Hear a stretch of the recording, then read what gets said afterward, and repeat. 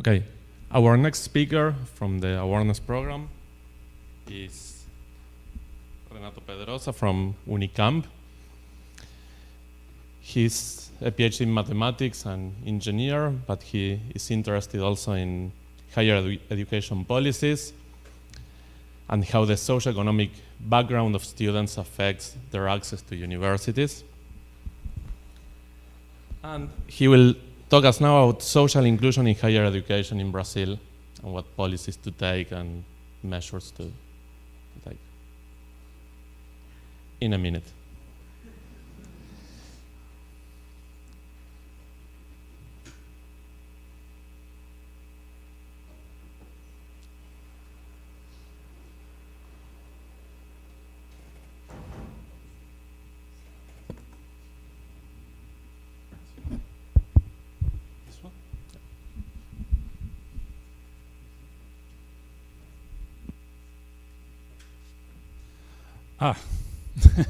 Good afternoon. I'd like first to thank the organizers for the invitation to speak onto this incredible audience of physicists, I think, mostly. As it was mentioned, I was, in another life, I was a mathematician, which means I have a PhD in mathematics, actually, in differential geometry, so I can read all those things, even though I don't understand much of the physics behind it, but I can read all the equations, okay? So, but 15 years ago, I was invited by the rector of University of Campinas, Unicamp, to help with the admissions of the university. So I worked for a few years in the office of admissions, organizing the entrance exam, which we call vestibular in Brazil.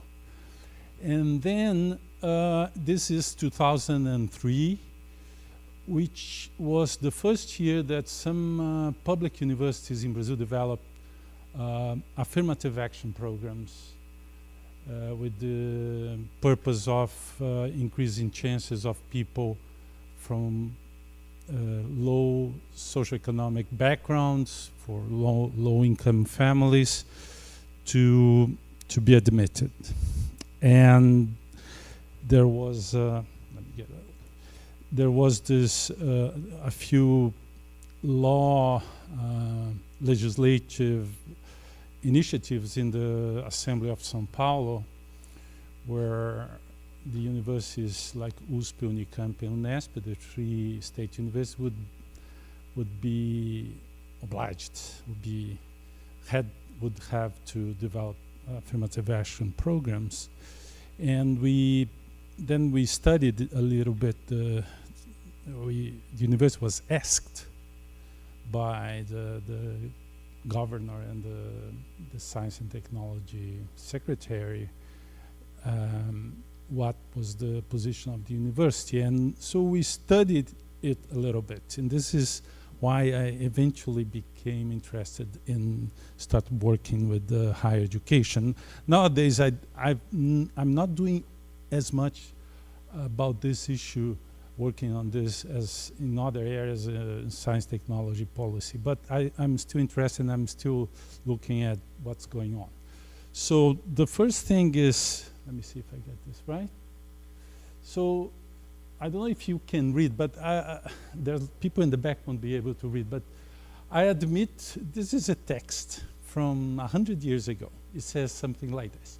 I admit freely enough that by careful breeding, supervision of environment and education, extending over many generations, it might be possible to make an appreciable improvement in the stock of the American Negro.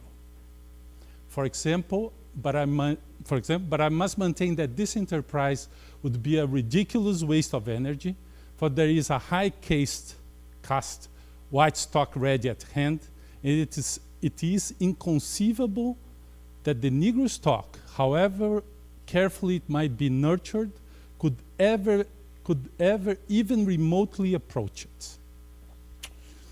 The educated Negro of today is a failure, not because he meets insuperable difficulties in life, but because he is a Negro.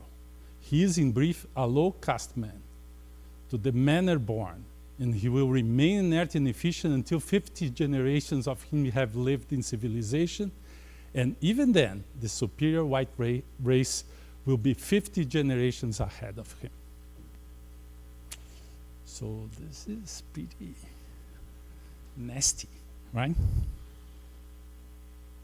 This, today we call far right and right people that say, I'm not in favor of affirmative action. We say, this is far right, right? This guy is this guy, and his name is Mencken. He was a journalist, pretty liberal type in the US. And it's interesting that here you can't read, but this is letters between him, between him and a socialist called Robert Lamonti, and Mencken, individualist. That's what he was considered at the time. But this is clearly a very racist statement, right? So today, nobody would be able to say something like this and get away with it. Be in prison, probably. Well,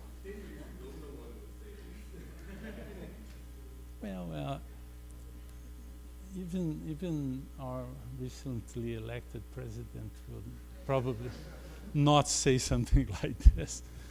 But anyway, so the point is, if we are not far along away from a time when racism was something totally acceptable, and views of race in relation to abilities, to capabilities, was very ingrained in society. And this is a guy that is cited frequently. By the way, when we go to the question, there is this quote by him, which is very used a lot. It says, there is always a well-known solution for every human problem, neat, plausible, and wrong. Same guy. And this is used frequently today by many people. One of the most frequent quotes you find in books and talks and so on, when people are talking about how to develop a solution to a certain problem, especially in social sciences. So short answers to this question. In terms of merit, you can't have a short answer because you need to discuss what is merit. About quality, maybe you can say something like this. Mostly, no. The answer is there's no problem. In the public system, I'll discuss this more in detail. But it's much more complicated in the private sector. And I won't talk much about the private sector in Brazil. But we can develop a little more these two questions. So in the case of merit, you have to be a little more specific what you're talking about. If you consider merit is only related to private individual interests, then of course the answer is yes, social inclusion violates it in merit. Because if you think this is only something related to private individual interests, the private good, then if you say, no, you are not considering merit in this strict way, so you violate this principle. But you can have some different approach and think of a common good approach to merit, which I'll discuss soon. Then the answer depends on how you develop your social inclusion. What is the method of doing it? The case of quality is the same as the short one, but like for merit, it depends on how you do it. So that's why I say mostly.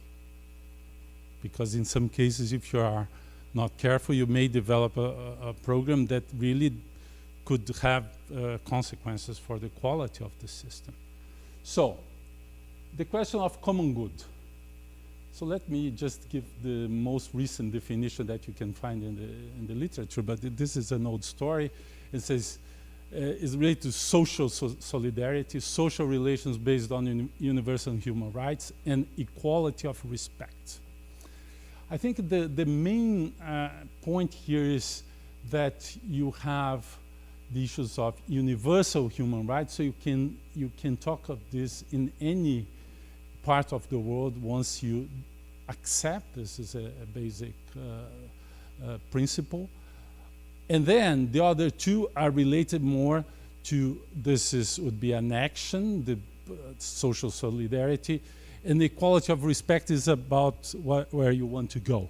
So you have, in this very short definition, you have the principle is relation based on universal human rights. You have your objective, so you want to get equality, equity in some aspect. And then the way to do it is to develop social solidarity. This is very interesting. Simon Marginson is probably one of the best researchers and writers on higher education. He is from Oxford. And this is a book with exactly this title. If you're interested, you can have the Kindle edition. It's very interesting reading. Not too technical. In which ways does higher education advance the common good? So there are many points here. You can have what's called the extrinsic aspects, direct impacts on students and on society. For example, education and training, which is the classical first mission of universities. You can have science, what you're doing here, research, second mission of universities. You can have service to communities, health, social extension programs, etc., which is called usually mentioned as the third mission of universities. But there are intrinsic aspects to develop interest of students in activities which advance common good objectives. So to mention civic engagement in many aspects, tolerance towards differences, gender, ethnic, race, social, political participation, and all of these advance social and political cohesion of communities, and if the scope can be as large as nations and international. Actual, nowadays there are groups of nations like in the European Union that you have more broader communities. So here, this is just to recapitulate. So common good, you have an aspect which usually you say it's good for the economy, it's good for developing the needs for example, agriculture, to develop better science for food, for transportation, for the issues of security and so on. And then you have direct activities related to health, to other programs. And then you have something that is more closer to the individual. It's an individual good which has social repercussions, consequences. So this is important that you don't look at the common good as only something that only has social repercussions and consequences. It can be something that put together by individuals, an action by individuals, and this. So the idea is when you are in a community like a university, you try to develop those aspects as well. Not too easy, and sometimes universities have difficulties with developing this, but usually they try to do this well. So let's discuss a little bit about merit. So I wrote this paragraph that says, if merit is thought of as an individual, private attribute of a person, which translates into her ability to successfully develop activities in an academic environment and must, accordingly, be fully and exclusively recognized when deciding on whom should be admitted in a selective process to a college, irrespective of situation and context, then there is no way society can develop effective affirmative action or even equal opportunity policies with the purpose of advancing equity regarding access to higher education. So there are various points here, and I call attention to all these individual private attribute, ability to successfully develop activities. So these are all aspects that must be discussed. Then selective admission process to college, irrespective of situation and context. So let me discuss a little bit this. So individual private attribute of a person. Okay, this is merit is related to that. This is a point. Not say that merit is something else. It is related to that. Ability to successfully develop activities in an academic environment. This is about what we are talking in principle when we are selecting students. So, okay. Now, if those are aspects that are fully and exclusively recognized, then you're in trouble. So you have to qualify it. Are there other aspects to be considered that might contribute to the ability to successfully develop activities in academic environment? So you have to ask that question. In relation to selective admission process, so the University of Santa Catarina, Federal University here. So probably in every program there are more candidates than there are spots to be filled. So you need to have some selection process. If there's no selection, then no problem. So this is an important problem. For example, in the private system, there's no selection. So the issue there is different in terms of social inclusion. But in the public system, in Brazil, there is selection. Typically, we have on average like 9 or 10 people running for each place at university. Some programs have 20, some programs have 100, and there are programs that have 300 students running for a single place. Irrespective of situation and context, this is also important because there may be various different contextual aspects affecting the chances of groups of people to fully develop their intellectual abilities. We can think of, for example, the school system where they did their secondary education and so on. We'll discuss this. So all of those things that we mentioned, if you start adding qualifiers, then maybe merit is not so simple. It's not just something attached to an individual as a private qualifier. So here, in the end of the phrase, we have 3 expressions: affirmative action, equal opportunity, and equity. No? Okay, so equal opportunity policies. Those developed to compensate for the disadvantage as above, but up to where chances become even. Essentially, you're trying to compensate a little bit so that the chances become more even. Affirmative action, you may think of going further to compensate for some lack of participation of some group. For example, in some areas you have less women than in others. In physics, I think there are more men. In engineering, there are more men. In education, there are more women. In medicine now in Brazil, there's much more women.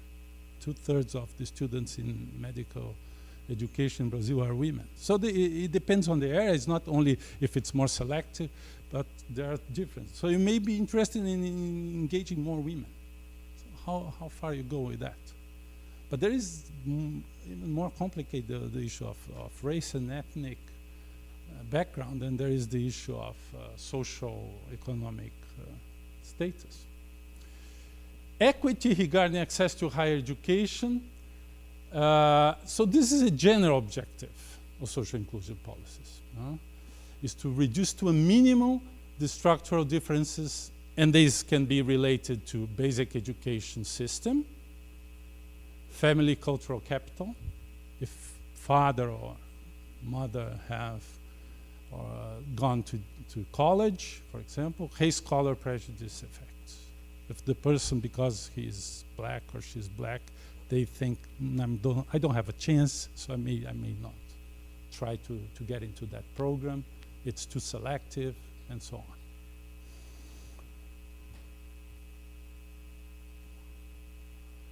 So let me put this picture here. This is clearly shows how structural aspects affect people. So this is the average score for the national exam of secondary education that people take when they are finishing high school. And this we split here by levels of education of the father, could be the mother, and high school type.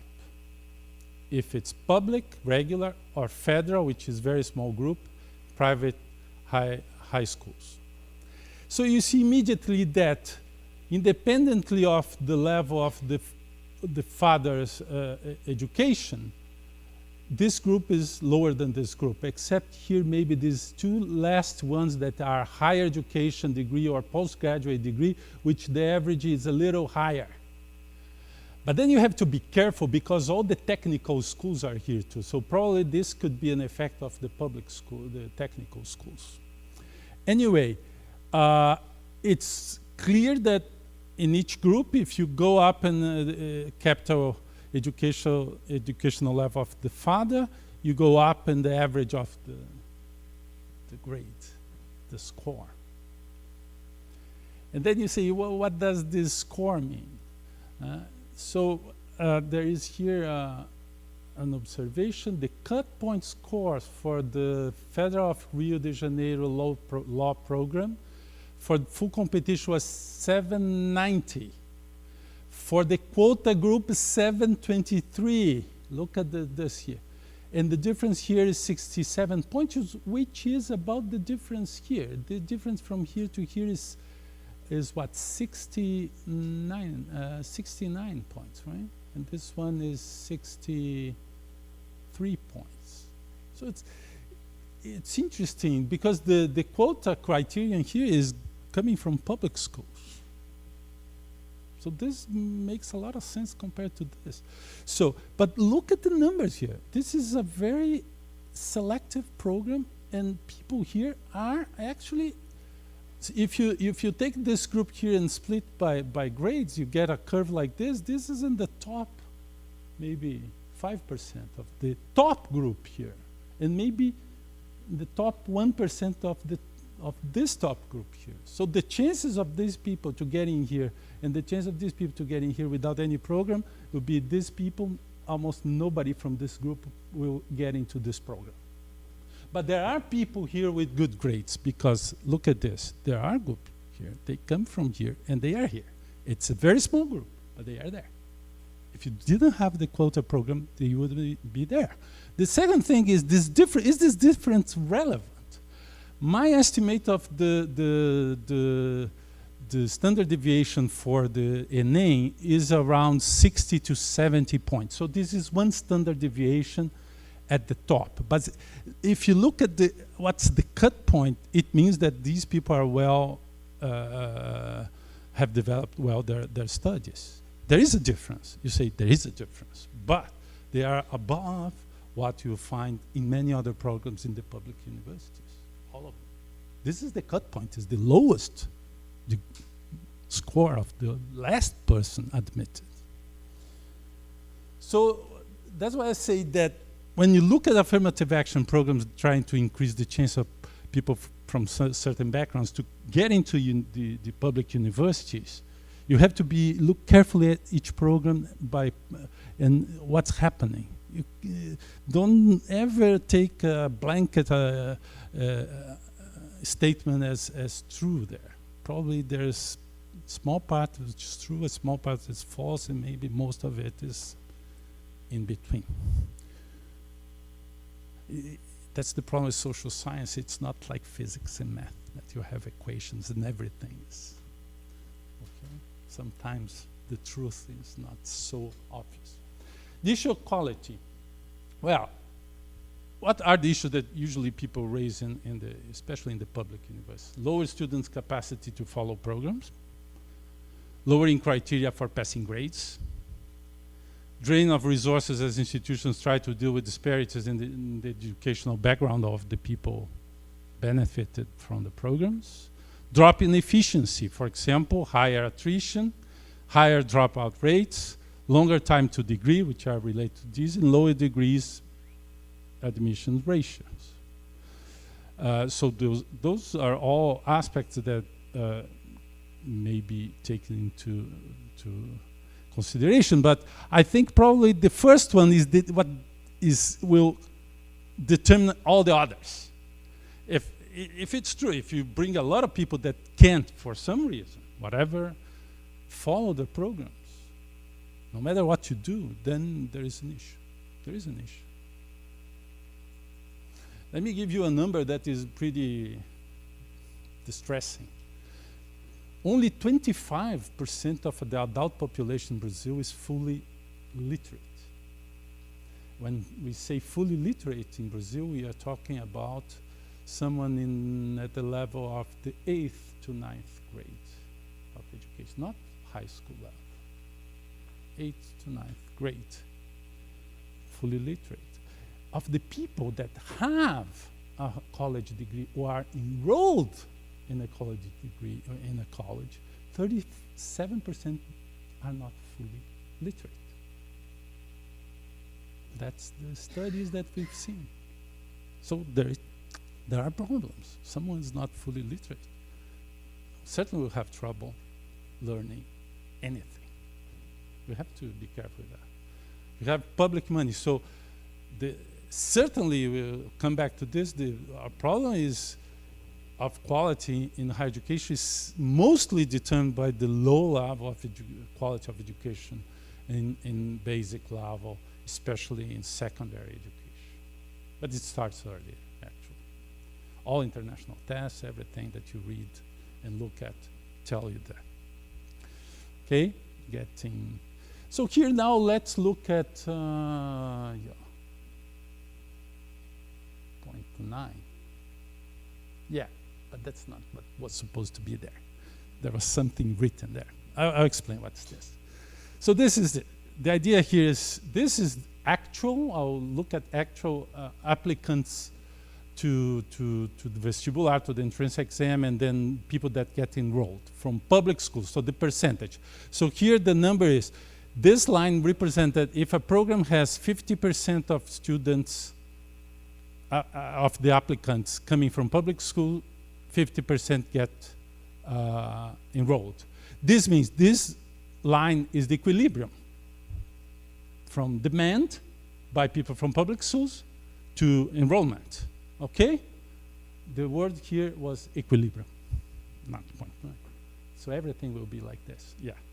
Anyway, if you look at the admitted, people admitted in 2003 to 2004, you get this line, and where are the programs? The programs should be all here.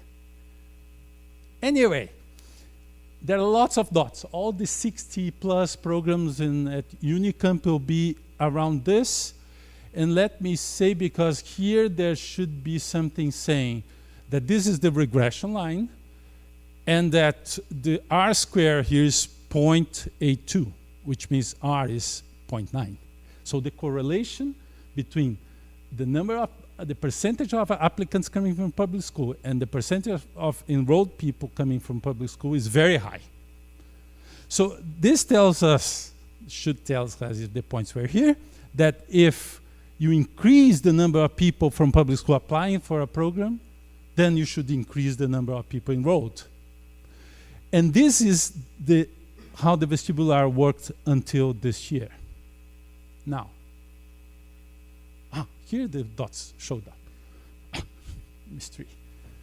Okay, so here we have a first affirmative action program. We added some bonus. And it looks like now the regression line is the red one here. No, sorry, the black one should be blue, but this blue one here.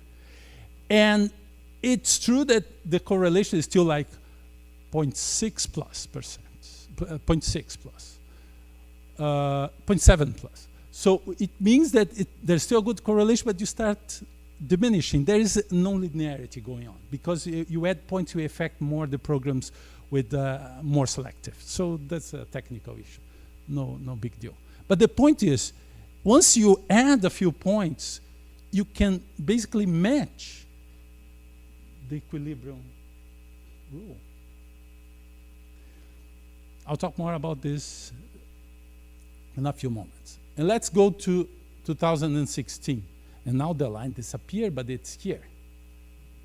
So my Macintosh and this program are not talking to each other very well. But anyway, the dispersion gets worse in the sense that the correlation here goes down to 0.4. So there's lots of non-linearity. What's happening here? People changed the program and added more points.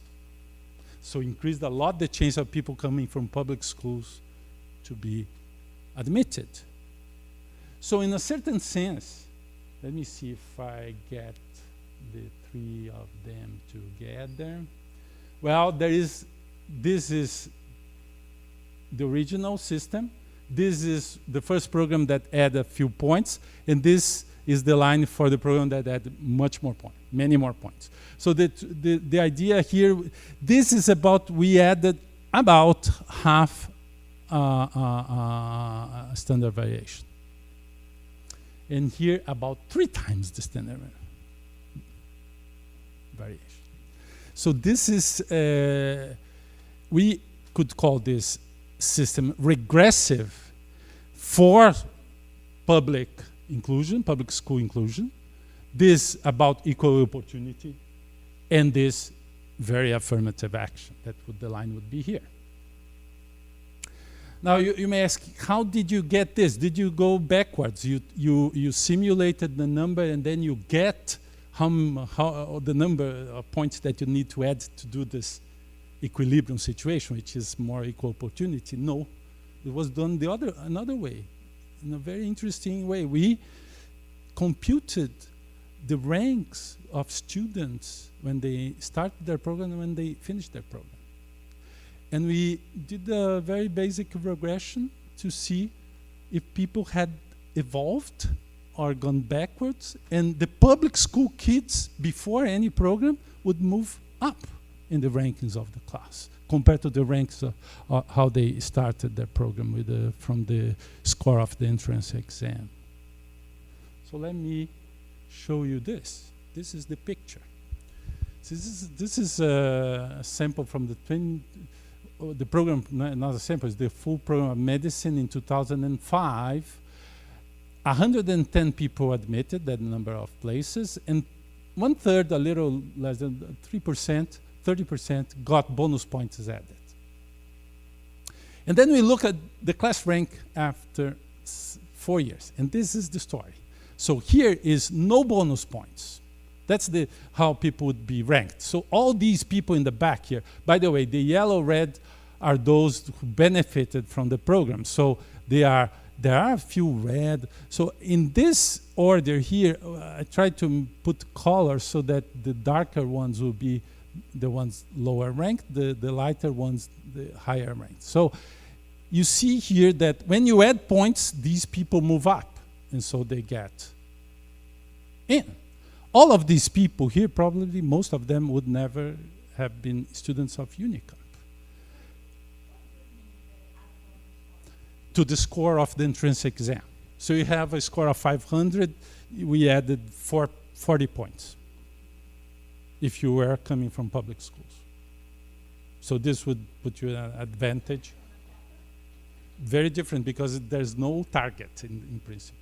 It could be that you get more people than a quota system, and it could be that you get less. Usually on this original, we would never get to the quota points in the selective programs. For example, here, the quota would be to have 55 people, only got 33.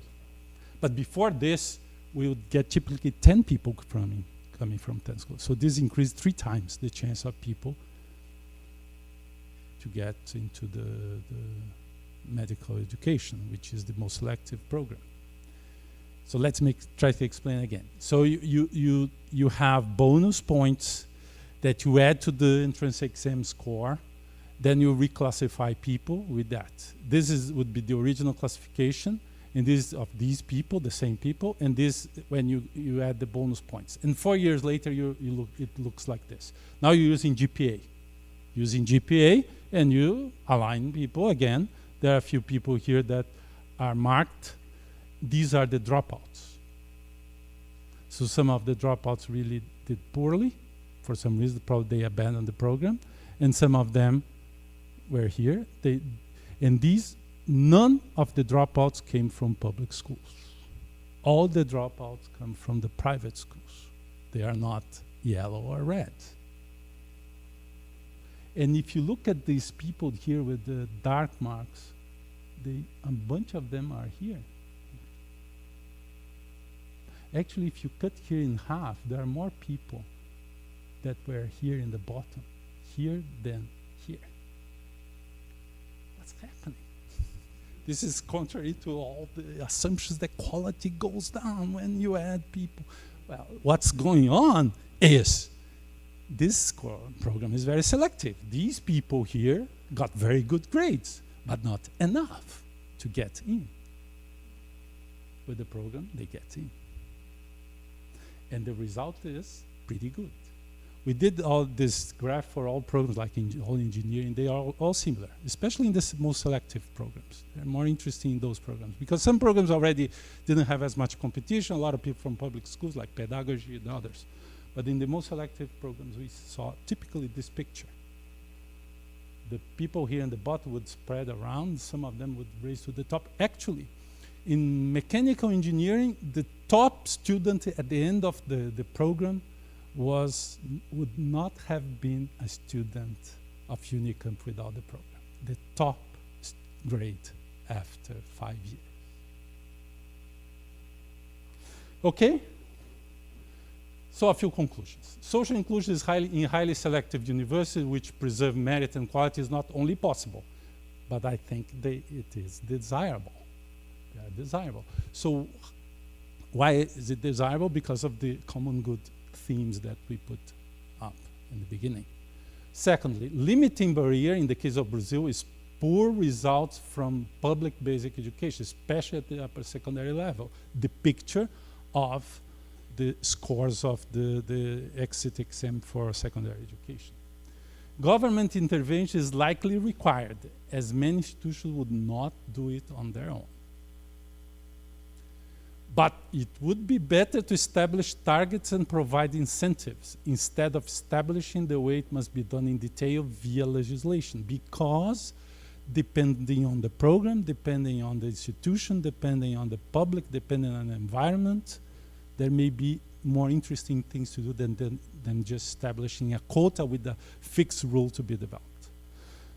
So since I was in the, actually that graph, that color for this graph here,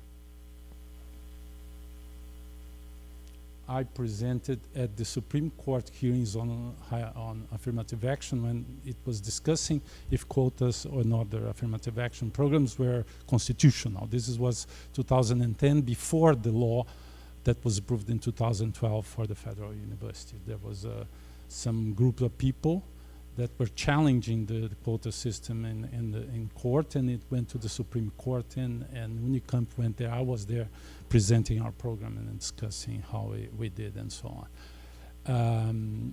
In the end, the decision by the Supreme Court was that it was constitutional, any type of affirmative action. So, of course, now there is the law for the federal university, like here, or Federal of Rio, or Minas, or Unifesp in São Paulo.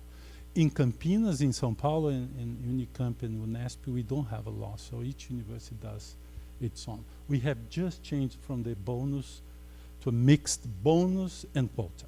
Quota for the black population and bonus for the public schools, which we used to. So we are going to see what's going to happen. And it's very interesting. And now you see at Unicamp, I taught calculus for 30 years. And I used to teach to engineering school students mostly. And I remember that the chemical engineer, which is the most selective program in engineering and air in Brazil, used to be all white class. And now you go, it's about half non-white. So this is a big change and students are very good still. I'm not saying that there aren't problems. There are problems in some areas. There are problems in some institutions. There are, but from a general perspective, and this is just one piece of information. There are many papers, many studies conducted.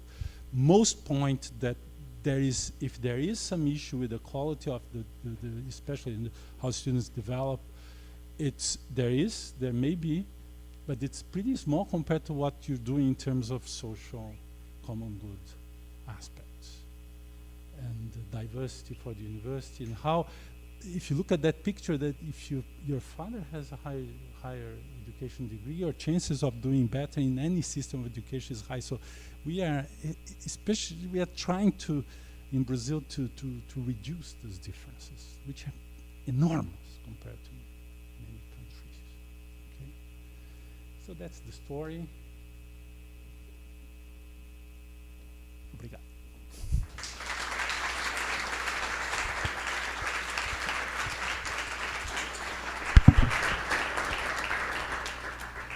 Questions? Renato, first, thanks for the nice talk. So you showed us this about the undergrad students, but my question is about, because we also know that in the grad schools we have the similar problems, but I don't see any effort of trying to include low-income students, or if we just look to the physics students in the grad schools, we also don't see many black students. So do you have any experience, or do you know about things that can be done in the grad school? Well,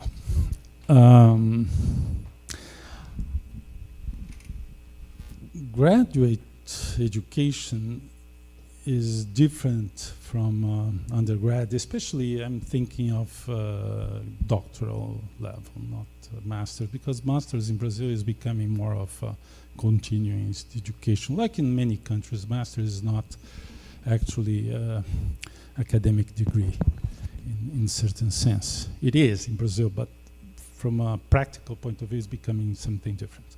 But a doctoral degree. So there, the issue of, let's say, how people must be prepared at which level you are talking about is a bit different. And you're not on mass system. It's not a large group of people that are admitted to graduate education in most departments. It's much smaller. So we have 250,000 students, about that, about half of which now 100,000 plus are in doctoral programs, and 22 doctoral degrees granted every year. So it's a tiny thing compared to the undergrad system. But there are experiences. And Unicamp has some programs now, starting in the social sciences, but it's spreading, of having affirmative action in admissions. Let me make a small comment here. Women, in our study, sex was one of the variables, only male, female, not gender, sex. Okay. And when we controlled for sex, women had the same effect of coming from public school. Actually, the effect was higher, meaning if all other characteristics controlled in the regression, if you are a woman, you would move up in the rank of your class more than compared to men. Now it's one against the other, so you would move up, and very big effect. This means, and this is studied in the US, in California, all these tests, high stakes tests like SAT in the US, like ENEM in Brazil, vestibular, women perform worse than would be expected from their abilities at that moment, actually. And even when you look further along their education in higher education, it shows more clearly. And at Unicamp, it is the case. So these tests. So there are many other aspects of this problem that we have. So in the case of sciences, STEM, physics, math, the lower numbers of women, I think that's an area which should be looked more carefully into. Not only socioeconomic is important, but you saw the difference there in performance of kids that the farther hand of postgraduate education compared to only have higher education is small. And if you look at the economic returns of having a higher doctoral degree in Brazil, it's not that big. Once you control for the type of job, of course, because many of the doctoral holders in Brazil are faculty members of public universities where the salaries are comparably higher than in the private system at the same level of education typically. So then you have to be careful. But once you control for the public and private, then the difference between having a degree and a postgraduate degree is not so big anymore in terms of return. So there is an issue, but there is a big gap if you have a higher education degree, if you don't have it. That's a big gap in the Brazilian economy and in many countries. Some not as much, but in Brazil it's very big. So there is an issue that you have to. So I would say there is space for work, the affirmative action in graduate education have to be done, I think, case by case, which is good. There's no law for that. So I think programs should think about that. For example, just now in research, for example. When you start the discussion, I really I need something to convince people. Yeah, but look at it. There is a now when you are referring for a project in the research councils in the United Kingdom, there is a clause. How many women participate? What is their role? So these things are coming in from many areas. We did a study at FAPESP, how women application led by women of projects and results. And typically what we see is that at FAPESP we don't see much of a difference. There is a gap, 42 to 43 to 58, 42% by women, but that's also the population at universities. 42% of the faculty at the public university in São Paulo are women. So you have to be careful when you analyze those things. Okay?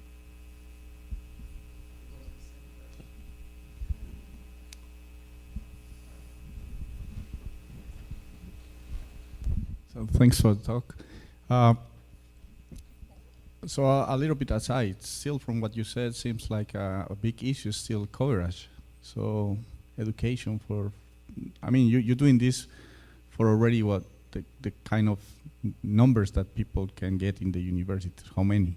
But still coverage is still a big issue, isn't it? From what you say. So education for everybody or for more people. From what you said the percentage was still small, yeah? No. In Brazil. In Brazil. Yeah. In general, you mean? No, In Brazil. Yeah. In higher education in Brazil? Is still an issue? Or yeah, there is. For example, we have in the younger population, college-age population, about 55% are declare themselves as blacks, pardos or pretos, which is the census question. So when you look at the population at the public universities, that number has climbed from 10% 15 years ago when these things started. Now it's about 33%, something like this. So it's a big difference, but it's still not there. But this is, I was in South Africa last week, and the discussion is the same there because they have 80% of the population is African and black, and 50% of the students are. But when apartheid was there, it was like 5% only of the student population were black in the better universities. So it's something that is developing. But the main issue, I think, if you control for race and in the graph about public and private high schools, then the difference is very big. I mean, that's so the problem we have is how to break this vicious cycle of poor education of parents, poor education of kids, in the poor neighborhoods where it's. Let me say this. Some people say the schools are bad. I never use this expression. The public schools are not good. The teachers are not good. The results of the education in the public schools are poor. there are many causes for that.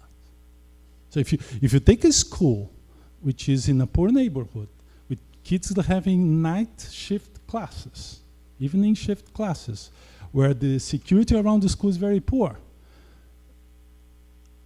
how many problems are derived from that situation, which is not related to the quality of the school at all? So this is true also for the private higher education system. It's not as bad as people think it is. But the kids going there are the kids coming from the public school with poor education, no matter what these schools do. So in the end, they are private. Some are businesses. And so they want to keep the students, and they may give the degree to people that learn very little.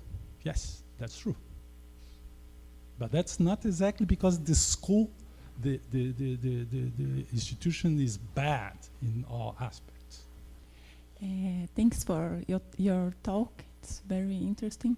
I would like to ask you if, despite of this effort to bring this like lower income person to the universities, there are some action in order to help their maintenance at university, like help to Find housing, yes, support for houses or housing. food, or Yeah. because This is this a can big issue. help to improve their representation in the graduate studies, like comment her. And just an observation, despite of women, we are, I believe that we are most of the population at the universities. Yeah. We don't get the powerful positions. We don't get the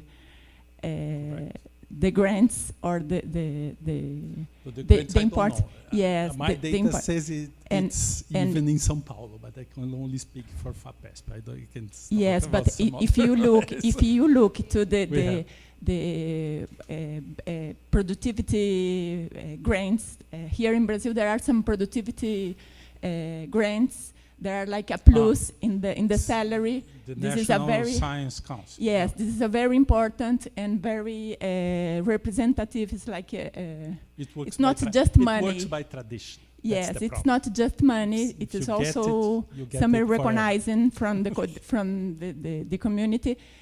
Women are in much less proportion than men. That's correct.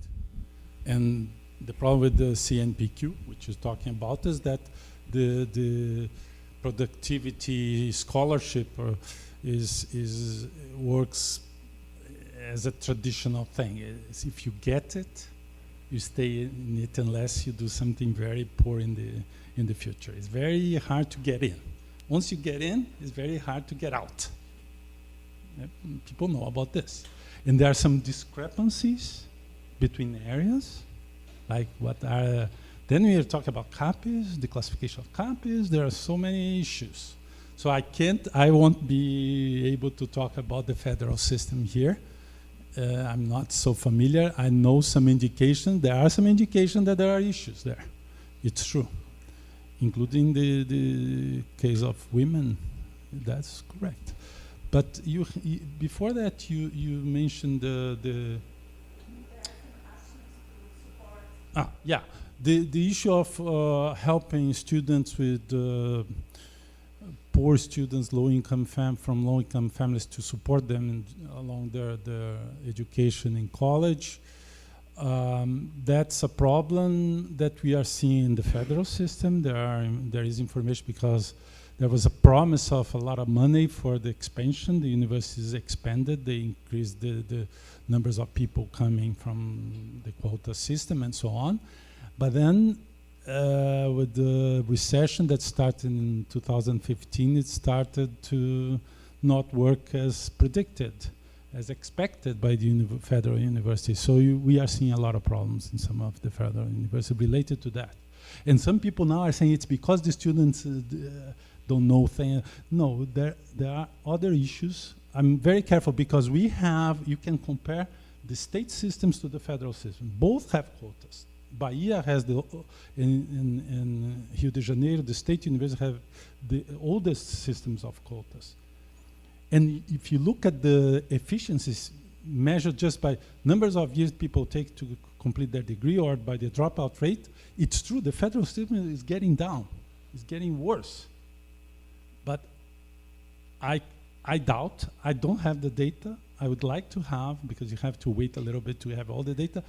I doubt it's related to the issue of the ability of the students, given that the programs are so selective, and so the cut level for, including especially the programs where dropout rates are high, like engineering and so on, that you have the calculus and physics, and the kids don't like that, right? And it's tough to pass the physics one class. So, but the thing is, I doubt it is because of the ability of the students. But there's a lot of problem with people that cannot support themselves. And there is another issue, is the CESU system, which selects the students. People move around from city to city. And then there is a problem with that too. And there is some people from rich families, they get the position in faraway medical school, and then end of first year, they try to come back. In many cases, they come back, and they drop out, and there is a spot there. And the thing is, we are seeing vacancies and dropout occurring in highly selective programs like medical education, law education, and so on, engineering. That never happened in the federal university. It's not because the students can't follow the programs, it's because they are leaving the class, the school, to go to another school, because now they can do this by this movement. So there is a problem there that have to be carefully taken. So having a federal system is good in some aspects, but bad in other aspects. When you have a state, it's easier to adapt to the local necessities and so on. When you have a federal university without any kind of restriction, anything can happen and change your policy.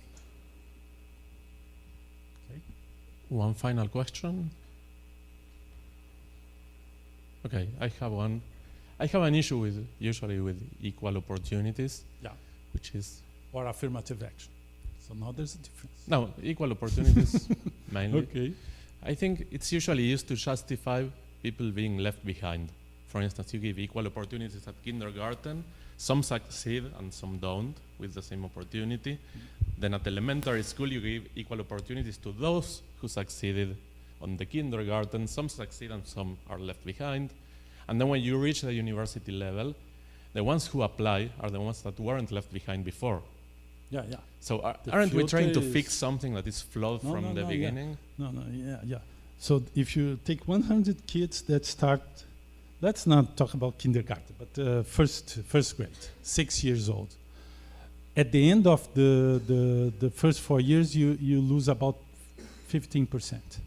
At the end of the next 4 years, 5 years now, 4 years, the first 5 years, 4 years, you lose another 15%. So you're at 30% already left school. And then when you get into high school, you lose another bunch. So in the end, the story is we only graduate from high school 55% of the population. 55%. That's why the issue of quality of, so people talk, there are worse. People are being left behind by a large margin earlier than even high school. But shouldn't So we how be do questioning you- more capitalism so- and all that structure? Well, capitalism cannot be used as a criteria because there are capitalist countries where 99% of the people are finishing high school, like Korea, for example, or Chile, right here. 94% of the kids are finishing high school. Yeah, but still relies on inequality. No, there is inequality anywhere. No, there is if you are interested, there is a book called Stratification in Higher Education, which discusses, there is stratification in basic education. There is a sociology area, very important, where you look at how you differentiate the system and you divert people that were not part of the people at attending that level of education, let's say going to college families, and you put them in a low prestige group of institutions. That happens anywhere. And then you look at many countries. This is a book, it's 10 years old now, but it's interesting because it took the period that there was the transition in the Eastern European countries, there is expansion in many countries, and they study the data, and all countries have some sort of stratification. Some worse. Like the United States is not very good in that respect because they stratified the system, and in some states it works very well. It's a local issue because the college system is a state system. California, the richest state, is the sixth economy in the world, or fifth. Only 75% of the kids finish high school.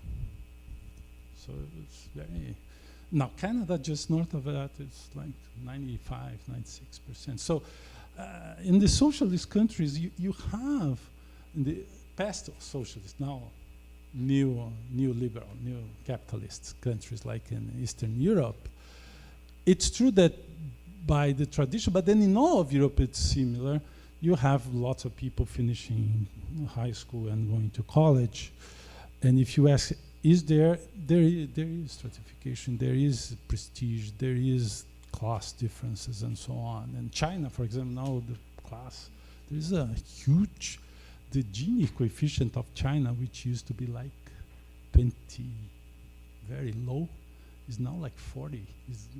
Soon they'll match Brazil's, which is 50 something, which measures the inequality of income.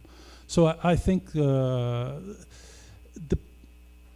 we need to discuss how you really organize the educational system to control for these problems that make it very hard for kids to stay in school and so on.